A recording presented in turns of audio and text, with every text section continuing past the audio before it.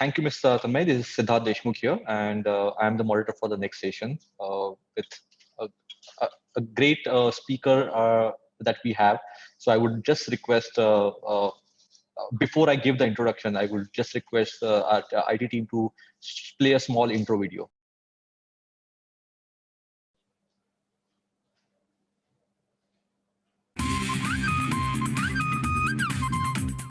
Maximize your get optimized your get naturalized, exercise, let your life get Mickey Mice, Mickey Mice, Mickey Mice, Mickey Mice, Mickey Mehta's your workouts. The global leading holistic health guru, Bharat में equipment free training के अग्रदूत, 24 घंटों में swimming सिखाने के विश्व record holder, भारतीय television और रेडियो पर वेलनेस को लाने वाले पहले शख्स, वेलनेस जॉनर में सोशल मीडिया की बादशाह, होलिस्टिक हेल्थ कैटेगरी में विकिपीडिया पर आने वाले एकमात्र एशियन जिन्होंने ट्रेन किया है बॉलीवुड के सितारों को, बड़े बड़े रईसों को, जाने माने नेताओं को और मुंबई पुलिस को, जिन्होंने भारत को कई मिस वर्ल्ड और मिस यूनिवर्स दिए, भारत के सबसे बड़े होलिस्टिक हेल्थ पोर्टल के संचालक, an author, a philosopher, an institution, the brand, the dream life coach, the legendary Mickey Mehta. Thank you, and this is wonderful. So I'm the introduction which I'm going to talk about Dr. Mickey Mehta is already been shown to you in a gist, but as a moderator, I'll just give a quick introduction. Dr. Mickey Mehta completed 50 years of yoga on 29th August 2020 when he actually stepped into his 59th year. He has been in the industry for 40 years, serving this holistic development. Dr. Mickey Mehta is a global leading holistic health guru and a corporate life coach to Bollywood superstar, top politician, India Inc., and several Miss Worlds and Miss Universes. He has also trained police, army, navy, and air force personnel. An honorary doctorate in holistic health and life sciences from Open International University for complementary medicine is what Dr. Mehta possesses. Dr. Mickey Mehta was awarded the Health and Wellness Icon Award for India by Economic Times and among the 100 most impactful wellness leaders in the world, announced at the Global Wellness Conclave 2018. Dr. Mickey Mehta is a recipient of Fit and Fab Global Spa Award 2019 as a pioneer of holistic health and wellness in India. Wokat Foundation recently felicitated Dr. Mehta for his commendable work during the lockdown as a Corona warrior. He is an author of the bestseller of Shunyam Quotient and Lose Weight, Gain Shape. He's been a speaker at multiple universities like Harvard, MIT, IITs, and holistic health workshop, delivering holistic health workshop across the globe. Recently appointed as a Fit India Movement champion by the Sports Authority of India. He has his shows on Hotstar, Tata Sky, Airtel, DTH, which are really big hits. Every morning, India wakes up to 94.3 Radio 1 and get Mickey Mice. The author, the poet, philosopher, the brand, the institution, the legendary Dr. Mickey Mehta, who gets you energized, neutralized, optimized, maximized, wellness revolutionized, and he's here with us to get you Mickey Mice. Welcome, Dr. Mickey Mehta. That's naturalized, not neutralized. I'm sorry. I saw so many. So we can say negativity neutralized. Great. We're talking about mind, so negativity neutralized. Great. So Dr. Mehta, it's great. It's great to have you here. And with looking at time and using your time well for all the participants, I just want to have a nice discussion with you about the well-being, holistic well-being, and the mental health. So, Dr. Mehta, my first question to you is: every generation or era has got their distinct problems, and as everybody goes through, my parents have seen that, or my grandparents have seen that, or my kids are seeing that. But why that we get to see a man is having more and more disturbed than even before in the current era right now, be COVID, without COVID? Yeah, because I think disappointment is the biggest curse of this generation. Expectations are too high. The speed of life is exceptionally fast. Instant gratification is what is wanted by everybody. There is no patience. And where there is no patience, there is, people are jittery, they're temperamental, irritable. So obviously, when you're not at ease, when there is no equanimity, when there is no composure, obviously the mind is disturbed because there is pull and push, constant pull and push. If you were to take life straight 100 years back, 120 years back, where there were no TVs, no phones, no radios, life was calm, collected. People knew how to laugh. People knew how to be. And people knew how to mingle with nature and be in abundant in the lap of nature. They could breathe easy. They knew how to recreate with people, with connections, with empathy, sympathy. So sympathy, empathy quotient is getting less. The practicality and pragmatic way of life is getting more. Life has become transactional, completely transactional. I mean, even children with their parents are very negotiating always, constantly negotiating. If you don't incentivize, things don't work. So now what has happened is that because of media, because of glamour, because of TV, because of radio, everything is beckoning, life is beckoning. There's constant attraction, there are constant illusions. So there is food, there is glamour, there are watches, there are cars, there are perfumes, everything that draws a man out of the center towards the circumference. And on the circumference, you're constantly moving. When a person is meditating, the person is centered. When a person is sitting across a river, lake, ocean, the person is centered. When the person is sitting in the abundant lawns, gardens, trees, amidst chirping of the birds, bright sun, person gets centered because there's a shift in your consciousness, there is a shift in breathing. The breathing becomes rhythmic and you get centered. But on the periphery, where there's a chase maze, constantly breathing is erratic, life is temperamental, everything is disturbing, disappointing, and yes, nobody is at peace, nobody is happy. So the minds are in pieces. So our five senses, our five horses, are pulling us in various directions. So the mind is scattered. Now, when you internalize all the five senses and make it one common sense, when you come together, that is the time mind is at ease. Otherwise, it is at dis-ease. So let's understand the primary dis-ease comes from the scattered mind itself.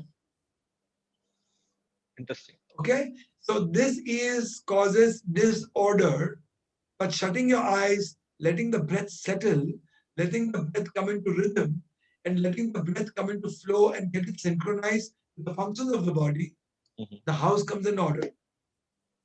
Wow. So this is disorder, disorientation, malfunction, decay, death. But if you reverse and if you see Ashta Angas of yoga, which today are scientifically completely validated, so Yama Niyama, Asana Pranayama, Pratyahara Dhyana Dharana Samadhi, do's, don'ts, discipline, dincharya, postures, postures in poetry, asanas, breathing, disciplined breath, regulated life, pratyahara, internalization of senses, dhyana, dharana, samadhi, focus, attention, awareness, and then dissolving. So that counters the forces of entropy. Entropy is by like standards of science, it is understood as that the forces, the universal tendencies breaking into disorderliness from orderliness. So life by default is bliss.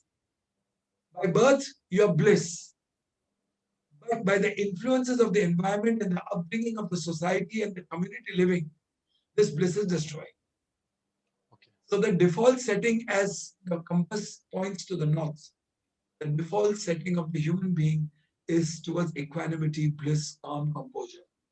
Extraneous external forces disturb you and they bring about the disorder and disease. Interesting. I think it you just put in a very right word or very simple words for people to understand is what it means, how we are born with, and how do we actually complicate our own situation. And that is what it is the result that we have right now. And just taking the cue from what you spoke, even the statistics, like 1 in 8 adults in India, sorry, globally, are seeking mental health assistance. And if you add kids to it, it is actually growing more and more. The percent is pretty high and it is alarming. So what is in your opinion, what is this? Is it a lifestyle related or lifestyle created issue? There is a lag and there is a lack, both. So the lag is in the upbringing now. The parents themselves are so busy. I'll give you a very typical example of a kid. At 6:30, typically, a kid is drawn out of bed, literally pulled out. So the kid is getting pulled out. Then, you know, clothes removed, put on the pot, brush in the mouth, shower in the hand, and hardly that's done. And the kid is out. And then he's wearing clothes and somebody's feeding him, somebody is making him wear the socks. In exactly 35 to 40 minutes, the kid is in the school bus. Now see the mental stress and the pressure cooker life here. Now let us go back a little bit in the night.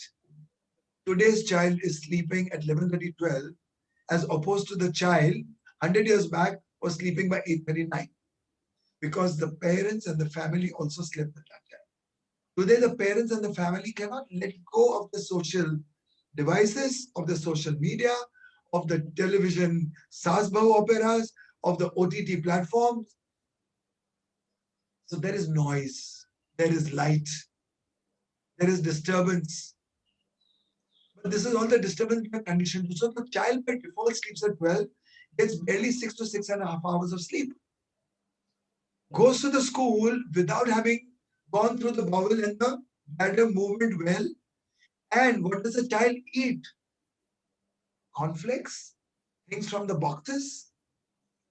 The child does not get a healthy breakfast. The child does not get a proper fruit because there's no time to eat fruit, because there's no time to cook a proper meal. And the child is in the school bus and the child is absolutely drowsy. So first of all, the whole circadian rhythm is disturbed because of lack of sleep. Obviously, the child is not breathing easy. Obviously, the child is constricted, tired, exhausted. So there are no oxygen levels inside. The 5 lobes of the lungs are not filled with oxygen.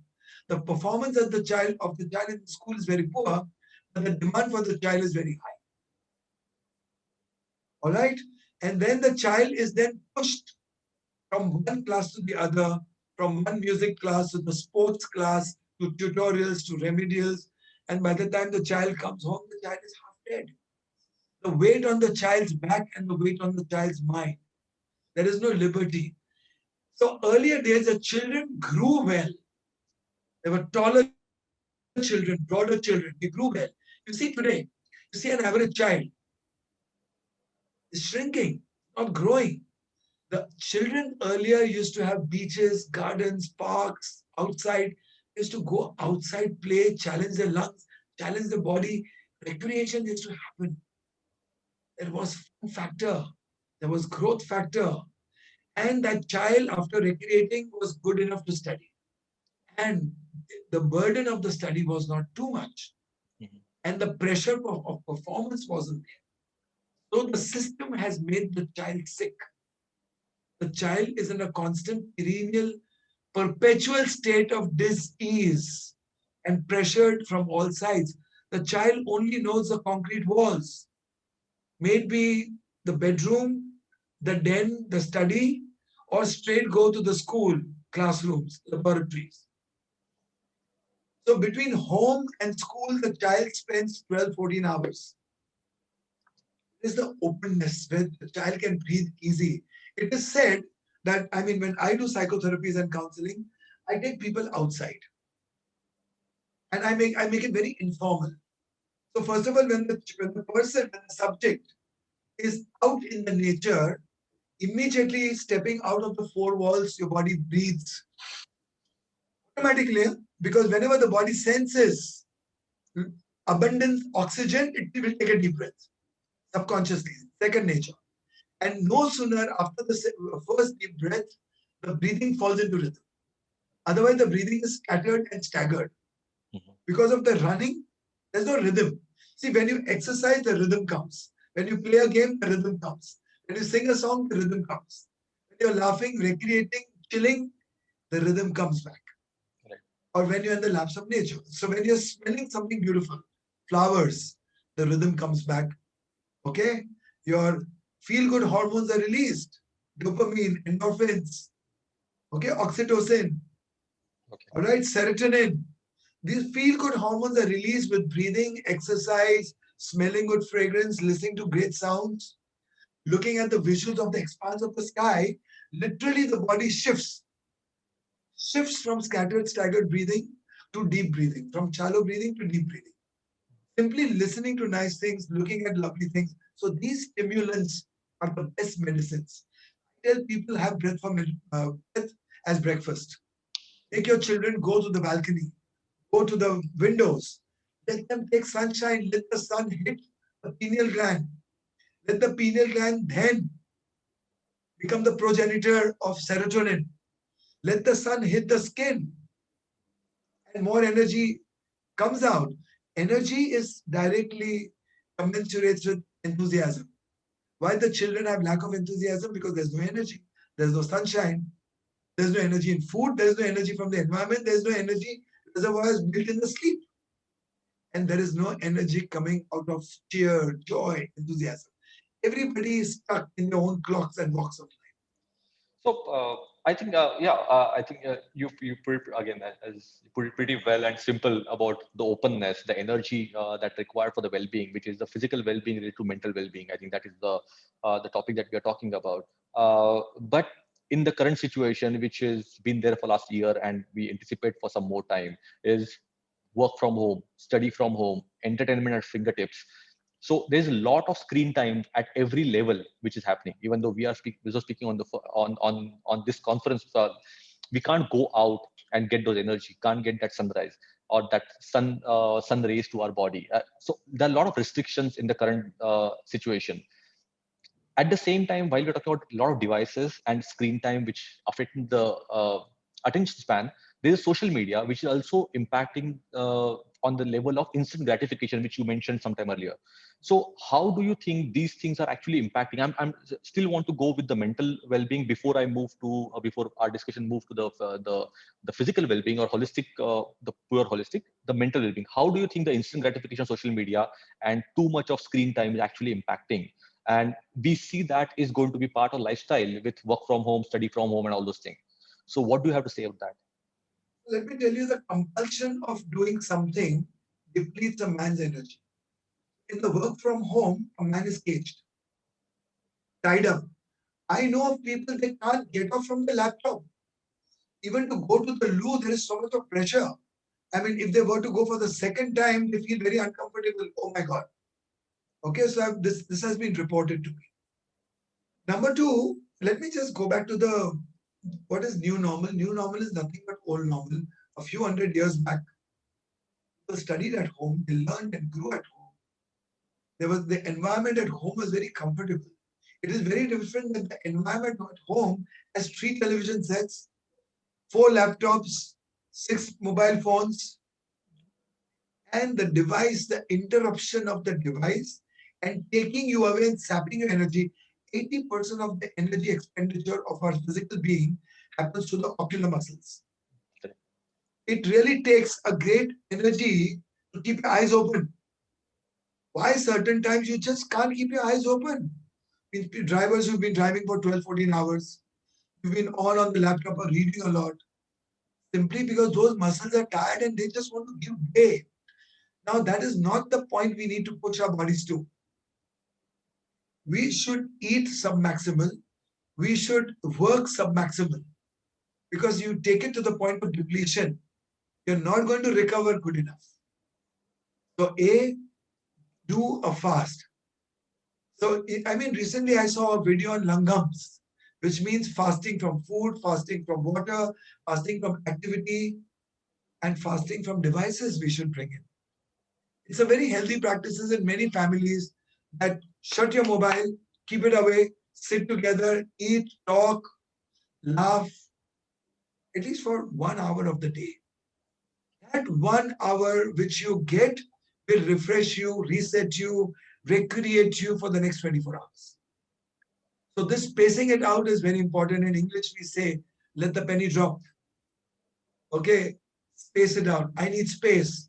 You know, the modern people say, I need space. Space is to bring order back. Space is to reorient you. Space is to bring you back from dis-ease to ease.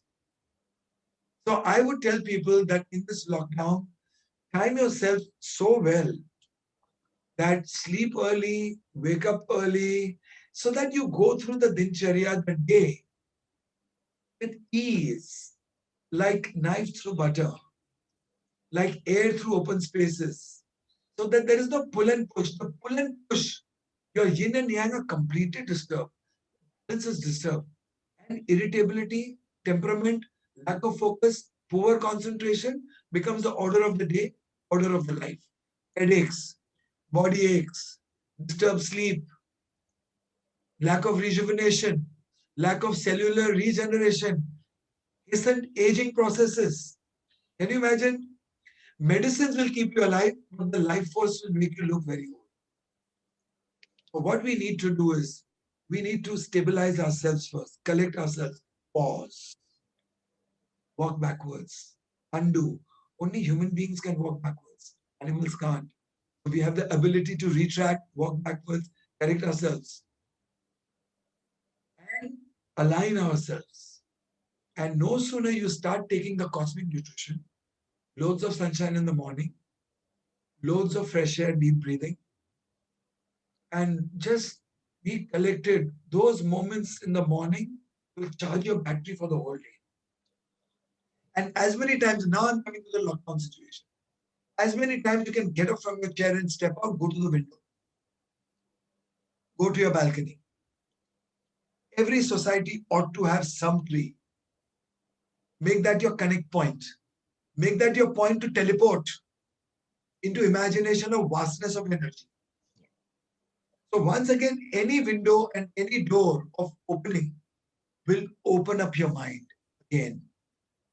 From a restricted thinking being to an open, dynamic, and fluid being. An open mind is open to all possibilities. Constricted, restricted mind is always more negatively oriented. You look at a child who's not conditioned negatively, you ask a child anything, the child will never say no. The child learns to say no looking at the societal conditioning, parents, and everything put together.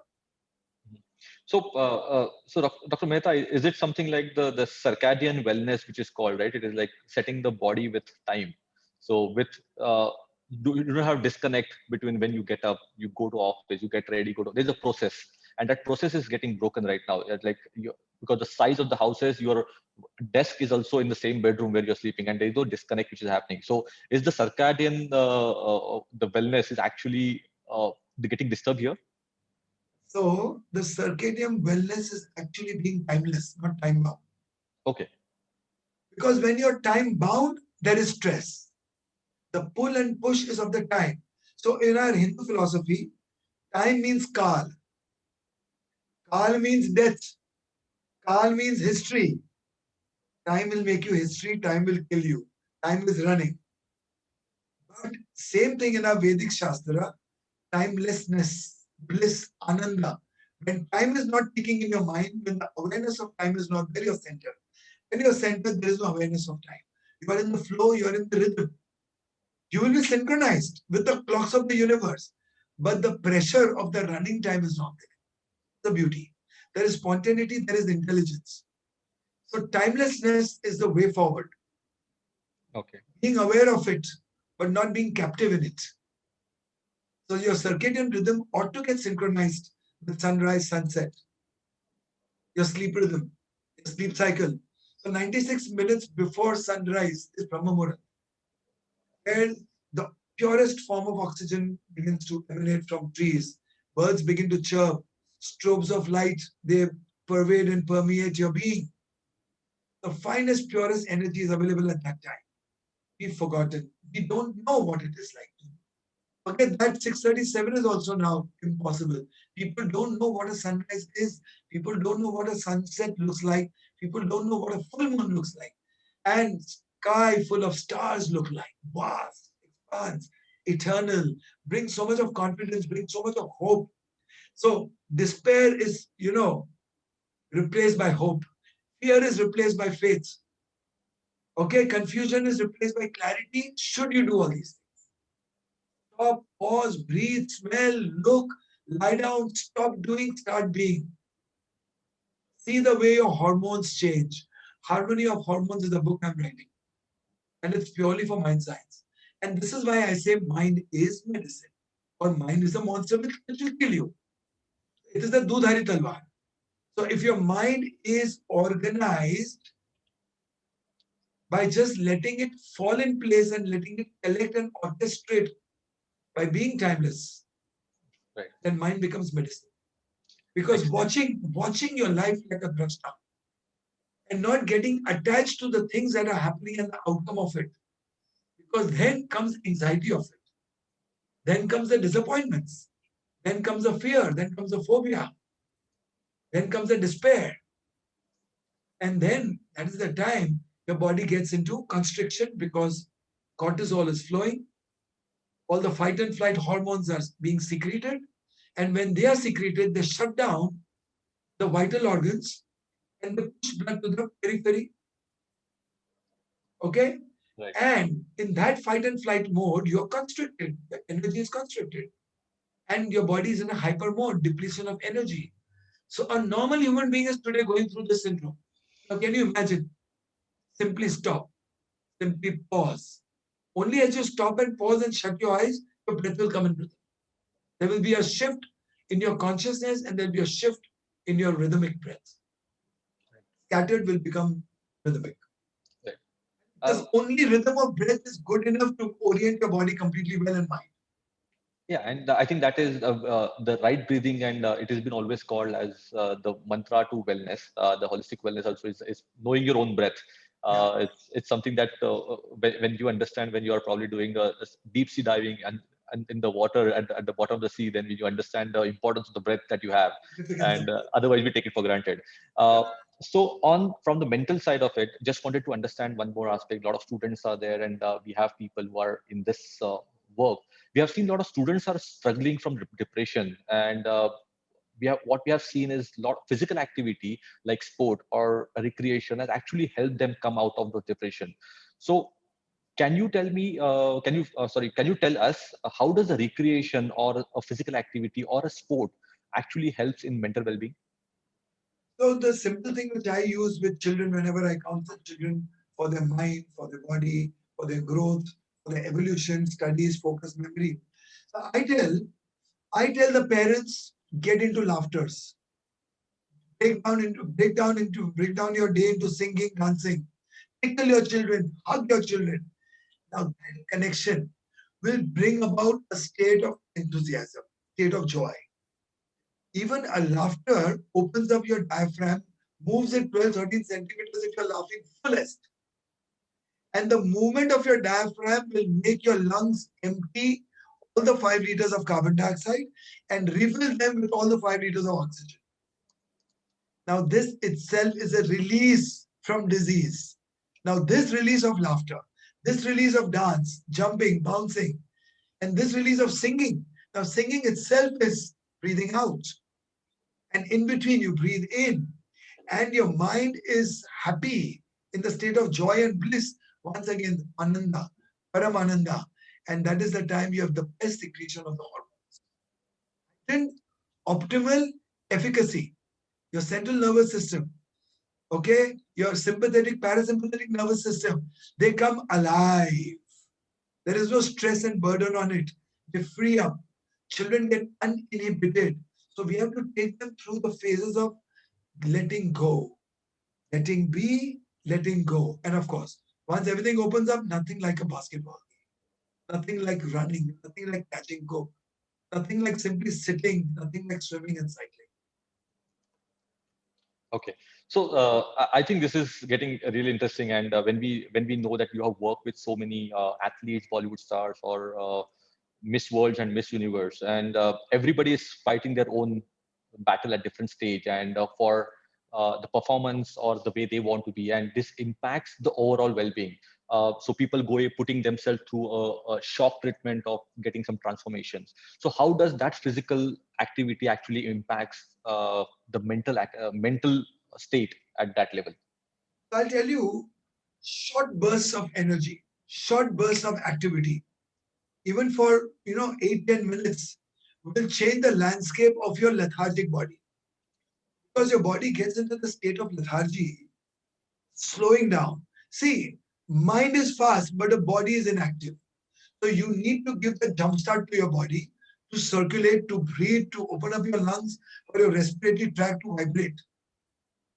Okay, for your nose to become active, breath going in, breath coming out, and most importantly, circulate in a way that blood reaches out to all cells, to your extremities, and to your core, and to your organs. Now, that is a very subconscious feel good factor. So breaking into a game, breaking into a sport, breaking into singing, dancing is a very good therapy. But a passive way of doing it is make people smell oranges, eat oranges, Yeah. pomegranate juice. So give them fructose. It's a passive way of doing it. Give them Okay. dates, raisins. Okay. Give them a good shot of herbal tea. So that mild natural caffeine shot also will uplift temporarily. So free radicals are taken care of. Antioxidants go inside through food. You can do it through sunshine, take them out in the open and connect with humans. Connect with humans. Connect. Give your children so much attention, so much love. Keep a physical proximity. Keep that empathy, compassion, everything on. And if the empathy, compassion factor is on, the levels of stress will dissolve. And the level of being wanted, paid attention to, nourished with attention, nourished with care, enthuses, motivates, and inspires children. It's a different kind of energy. Touch, feel, empathy, sympathy, compassion, great amount of oxytocin comes out. And all other supportive hormones, great feel good factor. If the child is on an emotional high, it's very difficult for a child to get depressed. So keep your children on emotional highs always. Keep them upbeat, give them faith, give them confidence, give them self conviction. Tell them the stories about the legends, inspire them, ask them to, dream their purpose, identify what they want to do, identify the talent, but don't put a gun on their head. You can talk to them, but don't push them into. You should be like a potter. Parents should be like potters, just touching the soft clay from outside and allowing that pot to take a shape. Being there, watching. There is transformation in watching. See them with love. Don't push them in the direction they don't want to go. Don't make them do too many things they can't handle. Otherwise, their growth will be restricted, constricted. Today's children are tomorrow's champions, heroes, leaders, visionaries. Every child is born with a genetic signature. Every child is born with a genetic imprint which is waiting for it to unfold. The flower and the fruit in every child is waiting to get fragrant and waiting to become sweet. Allow it to happen. Don't push it the other way. Interesting. I think that sums it up pretty well about the overall holistic development that we're talking about from physical to mental. So while we want people to go out, and this is taking a cue from one of the questions from people, it's while we want people to go out with the restriction that we have currently, that we can't, and that's a problem, actual practical problem. So in this stage, what are the simple things that people can do sitting at home, which really gives them a feel good factor and feel good about themselves and what they have in front of them the whole day? So, stress is a constriction of the body and a constriction of the mind. Stress is the restricted movement of the body and the stumbling blocks in your mind. So, simple things open up, stretch. Stretching is the simplest stretch to let go stress. So, there is physical stress. As you open up your physical body, your mind begins to open up also. As the blood begins to flow and your body becomes agile, your mind becomes agile in attitude. It becomes more optimistic. Otherwise, it's very negatively oriented. A pressured mind, a tired body is always like negative. A happy body, happy mind is like affirmative. They're more yes to everything. So instead of you asking why, you will ask why not. So Tadasan is a great stretch. And coming down and trying to touch your toes gently, of course. Don't push yourself. Is a great stretch. Then breaking your lower back and stretching behind is a great stretch. Trying to suspend yourself and hang from somewhere is a great stretch. Sitting on the floor or on the bed and trying to do Paschimottanasana, gently trying to touch your toes, open up hamstrings, open up the lumbar, and opening up of the spine is a great stretch. Relaxing your head a little bit and just left to right, right to left, stimulate your carotid. That's nice. Shavasana is very important. Yoga Nidra. So if you do combination of these things, automatically the body will flow, the body will get into rhythm. You will be able to beat and dissolve. Forget the word beat, it is aggressive, it's not allowed in yoga. Your stress will be dissolved. So in Vedic science we say, Manushya man ka mara. Man ka mara, Manushya. Purak wo jo prakruti se purak hota hai. Who's complete with nature, complete in nature. और वही पुरुष उत्तम होता है और शायद वही पुरुषोत्तम राम होता है. So then we the whole thing. Then Shiva's first statement, Yatha Pinde Tatha Brahmande, as is the micro, so is the macro. So as you, so is the universe. Then Tattvamasi, this is that is this, and this is all with this. Everything is just the same and just so perfect the way it is. Aham Brahmasmi. So I am the creator, I am the doer, I am the maintainer. So and if I am everything, and if I am doing everything that brings about change, why can't I do it with full consciousness, full awareness, and be the choreographer of my own change?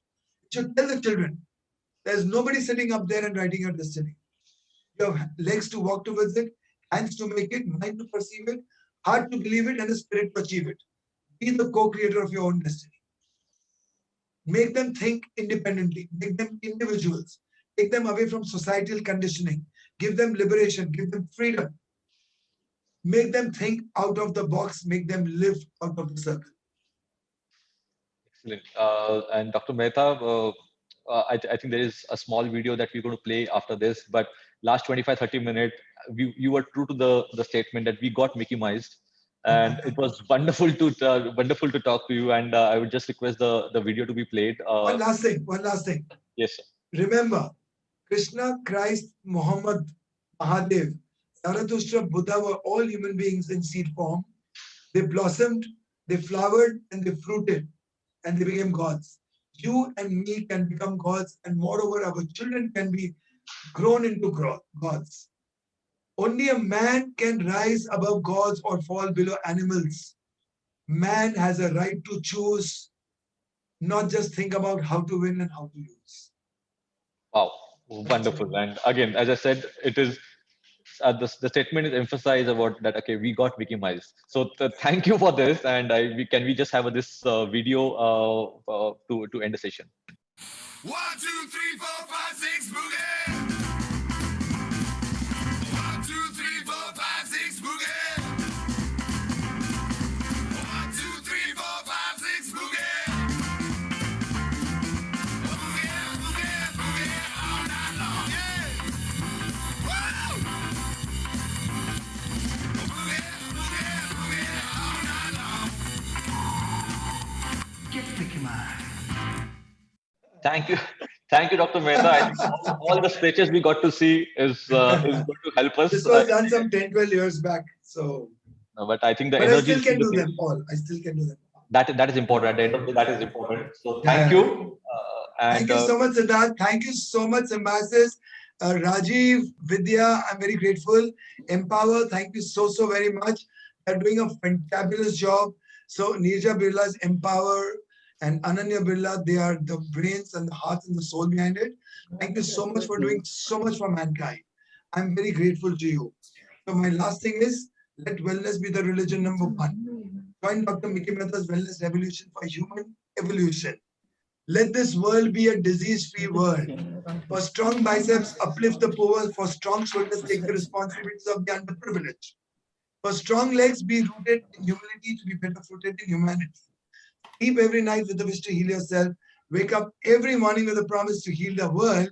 And then we will get energized, naturalized, maximized, optimized, internalized, eternalized, evolutionized, revolutionized, specialized into wellness, initialized, all negativity of the minds neutralized, get Mickey Mized.